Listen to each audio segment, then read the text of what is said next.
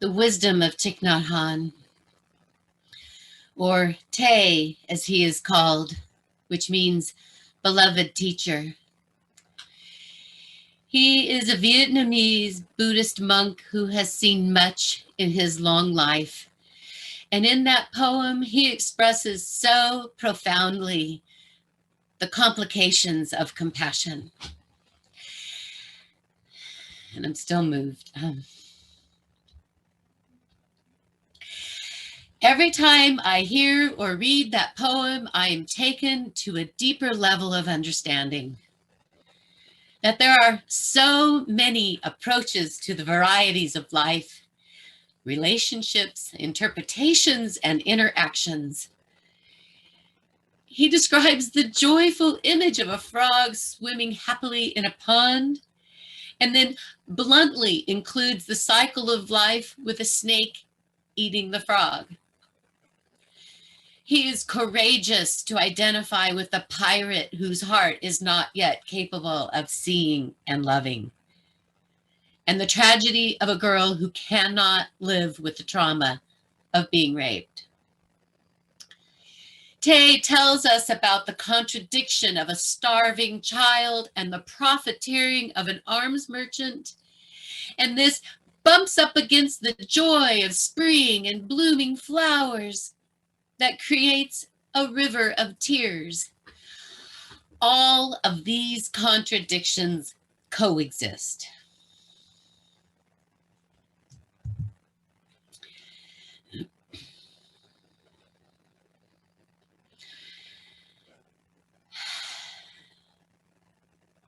In the Buddhist tradition, there are the Four Noble Truths. The truth of suffering, the truth of the causes of suffering, the truth of the cessation of suffering, and the truth of the cessation of the causes of suffering. And what is evident in these Four Noble Truths is that life and suffering coexist as well. One of the methods by which these truths can be worked with is through the Buddhist Dharma teachings. Lama Zopa Rinpoche, the beloved guru of a dear friend of mine, has this to say. The purpose of being born human is not to be free from suffering. The purpose of our human life is to benefit all sentient beings, to free them from suffering and bring them to happiness, to support them in the goal of cessation of obstacles and the completion of their realizations. This request is framed in selflessness, or to be a bodhisattva, one who strives toward enlightenment through service to others. And because it is understood that selflessness is a challenging request at best, the secondary request is that if we cannot benefit somebody, we must actively not harm somebody.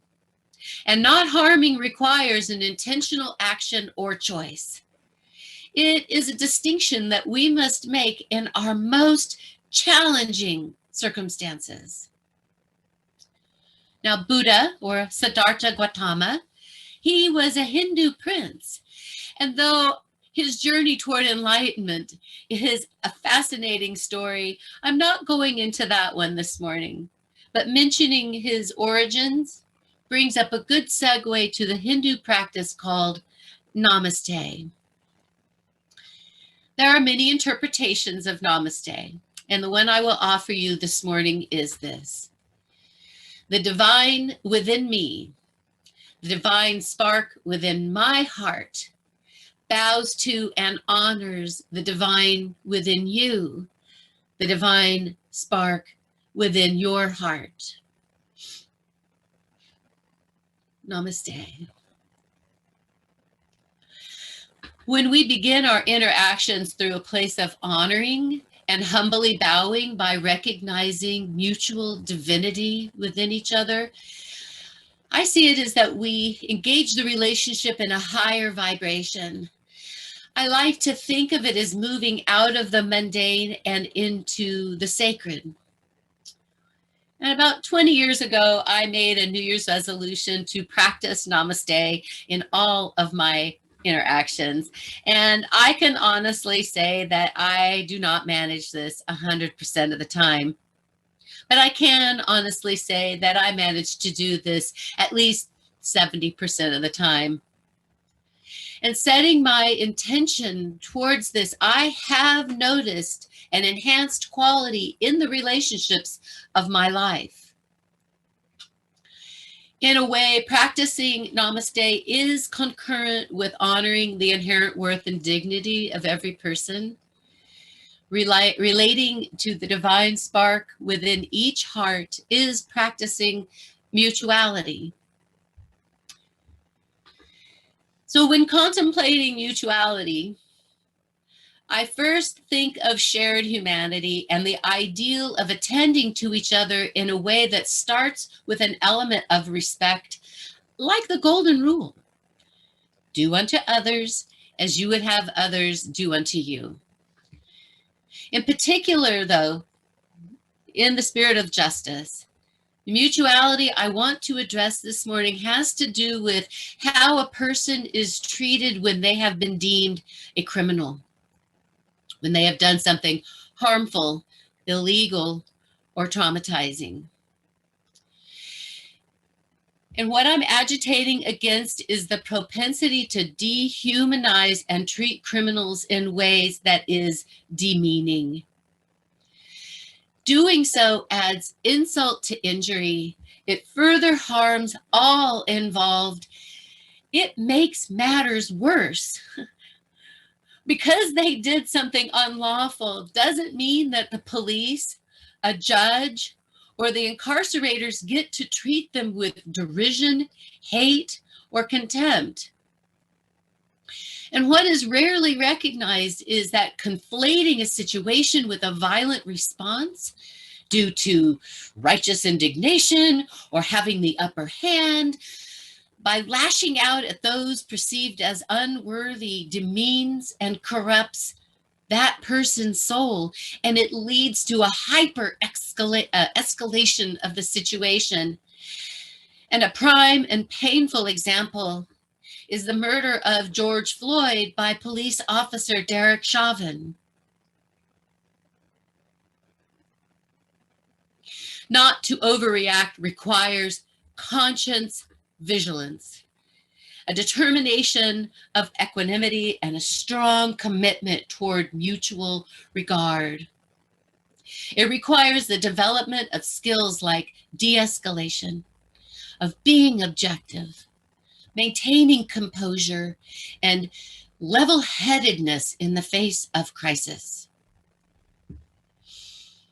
My counselor of many years, particularly when I was in seminary and I needed such support, her name is Padma Gordon, and she shared this bit of wisdom with me when I was struggling with someone near and dear to my heart who was doing and saying hurtful things to me. She said, "Don't let their bad behavior invoke your bad behavior." Touché. Perhaps we are hardwired to want justice through punishment. Psychologically and socially, it can be cathartic. It can make a group or a person or a community, even a judicial system, feel like they're doing something, like punishment will make the community safe or be an example for future wrongdoers. And that is understood. Culturally, it is understood. But too often and in too many ways, it becomes a form of dehumanization and humiliation and brutality that goes to greater lengths that causes harm to all involved, including the victims. It does nobody any good.